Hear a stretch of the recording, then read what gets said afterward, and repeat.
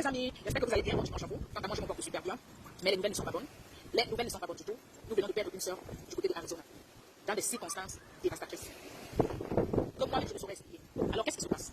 À travers cette vidéo, j'ai envie de donner mon point de vue et de sensibiliser certaines femmes qui ont peur, qui n'ont pas le courage d'abandonner des foyers où elles sont maltraitées.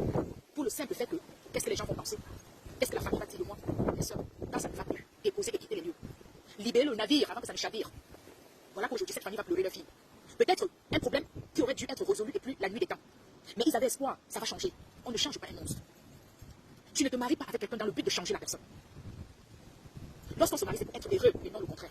Donc à partir du moment où vous ne recevez pas ce bonheur-là, mes soeurs, vous êtes libres de plier vos bagages. Quittez la table. Un homme qui ne vous aime pas ne va jamais vous aimer. Dieu seul sait pourquoi il vient vous aimer en fait. Parce que je ne comprends pas que tu épouses quelqu'un dans le but de faire souffrir la personne. Voici une femme qui est morte comme ça, cadeau, personne n'arrive à expliquer les causes réelles de sa mort. Je vous explique un peu la situation. Il se pourrait que son mari, c'est un professeur de l'université ici aux États-Unis, et la dame elle-même, c'est ouvrière. Comment est-ce que tu peux prendre les enfants de quelqu'un, tu ramènes au pays sans l'autorisation de la personne, sans avoir trouvé un point d'entente entre toi et la maman des enfants? Tu lui arraches ses enfants et tu lui arraches ses enfants et tu les enfants au pays. Sans son autorisation, elle constate seulement les faits. À partir de ce moment-là, ma soeur, tu vas te poser les vraies questions. Est-ce que ça vaut vraiment la peine que je continue à rester dans ce foyer où je n'ai même pas le respect? Parce que si un homme te respecte, il ne peut pas prendre tes enfants envoyés en Afrique sans ton autorisation, sans ton consentement, sans que vous deux, vous n'ayez une conversation par rapport à cela. Il vient seulement t'informer que les enfants sont au pays. Ça veut dire que cet homme n'a aucun respect pour toi. À partir de ce moment-là, tu dois prendre tes disponibilités. À partir de ce moment, tu comprends que vous n'êtes plus sur la même longueur d'onde. Tu ne lui accordes plus de crédit sur quoi que ce soit, ma soeur. Parce que moi, je prends mes enfants, tu les amènes au pays, tu les abandonnes là-bas et tu reviens me dire. Le pays est mieux pour eux, mon frère. Le lendemain, je prends le prochain vol. Je descends là-bas et je ramène les enfants. C'est des enfants que j'ai portés 9 mois. C'est des enfants que j'ai risqué ma vie pour les mettre au monde. Alors un individu n'a pas le droit de les retirer comme ça et d'aller les laisser sur la protection d'une autre personne sans mon autorisation. Que tu sois mon mari, que tu sois qui, mon frère. Le lendemain, je prends le prochain vol, je retourne au pays et je ramène les enfants ici. Mais la dame, elle n'a pas fait cela. Elle s'est assise tranquillement. Elle n'a rien fait pour amener ses enfants. Et voici qu'aujourd'hui, elle n'est plus de ce monde. Tu reviens aux États-Unis, tu trouves que le monsieur t'a déménagé de votre maison où vous avez toujours vécu, sans explication. Et il te loge ailleurs sans ton consentement. Toi aussi, tu portes tes bagages, tu vas entrer là-bas. Ah! Mais je reviens du pays, je trouve que tu as déménagé sans mon autorisation. Je saisis la loi. Oui, je saisis la loi, on se retrouve au tribunal.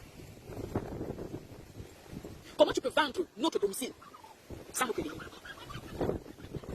Parce que c'est notre domicile et tu n'as pas le droit de vendre un domicile sans le consentement de ton épouse. Et toi, la dame, tu reviens, il te dit, ah, j'ai vendu, il t'envoie ailleurs, toi aussi, tu vas rester là-bas. Tu travailles, tu as tes petits moyens, tu te cherches d'abord une chambre quelque part, ma soeur, en attendant la procédure en cours.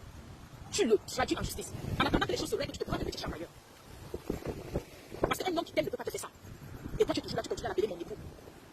Sur la base de quoi tu continues à l'appeler ton époux. Et j'accuse aussi la famille, parce que c'est vous.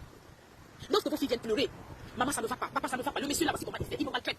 Et la mère, elle a toujours cette réponse, ah, ma soeur, tu sais, le mariage n'est pas facile, il faut supporter. Vous trouvez toujours des mots qu'il faut pour les obliger à rester dans un foyer où elles sont maltraitées. Vous réussissez toujours à les convaincre qu'elles ne peuvent pas être mieux sans le monsieur et qu'elles ne peuvent pas trouver mieux ailleurs. Jusqu'au jour où on vous ramène son cercueil et puis vos yeux vont s'ouvrir. Le mariage là, c'est une place. Quand ça ne va pas, c'est moi qui vis le mariage, ce n'est pas ma famille qui vit le mariage là. C'est moi qui est dans ce foyer là. C'est moi qui vis les souffrances, les peines, les douleurs pour venir, ce n'est pas ma famille. Donc s'il m'arrive de prendre une décision pour sauver ma vie, je n'ai même pas besoin de passer devant ma famille pour ça. Eux, ils vont seulement constater les faits que je ne suis plus dans le foyer. Parce que l'homme là, c'est moi qui l'amène chez vous. C'est moi qui vous présente ce monsieur là. Et vous voulez le défendre plus que moi-même. Et qui l'a fait entrer dans la famille. Non. Ne perdez même plus votre temps à aller demander conseil auprès de votre famille. Quand vous vivez la maltraitance dans vos foyers, libérez les lieux, mes soeurs. Vous n'avez pas besoin du consentement de la famille pour ça. Libérez les lieux. Attends, sinon c'est votre corps qui va quitter le bâtiment. Parce qu'un homme qui commence déjà à vous maltraiter, il ne veut pas votre bien. Il ne veut pas votre bien. Il ne veut même pas vous voir en vie. Alors n'essayez même pas d'arranger les choses. Libérez juste les lieux. Allez ailleurs, refaites-vous. Refaites ta vie, ma soeur, tu vaux mieux que ça. Voilà une soeur qui est morte gratos. Et c'est sûr que le monsieur entretient déjà une autre relation ailleurs. Il te prive même de tes enfants. C'est bête. Il te prive de tes propres enfants. Et vous trouvez encore des excuses pour des animaux comme ça là. Vous trouvez encore des excuses pour des animaux comme ça. Voilà donc votre fille est morte, seule, abandonnée. On ne sait même pas qu'est-ce qu'il a tué. À cause d'un animal pareil. Aujourd'hui, c'est vous qui pleurez. Lui, il est tranquille dans son corps. Peut-être là déjà ça devait couper ailleurs. Dans 2-3 mois, là, vous allez se apprendre qu'il est déjà en couple avec quelqu'un. En mettant la route dans la terre. Arrêtez d'encourager vos filles à rester dans les foyers où elles sont menacées. Sous prétexte qu'il faut supporter. Arrêtez ça. C'était votre époque, vous avez supporté. Vos maris ne vous tuez pas. Cette époque-ci est différente. Quand ça ne va pas, encouragez vos filles à laisser quand il est important.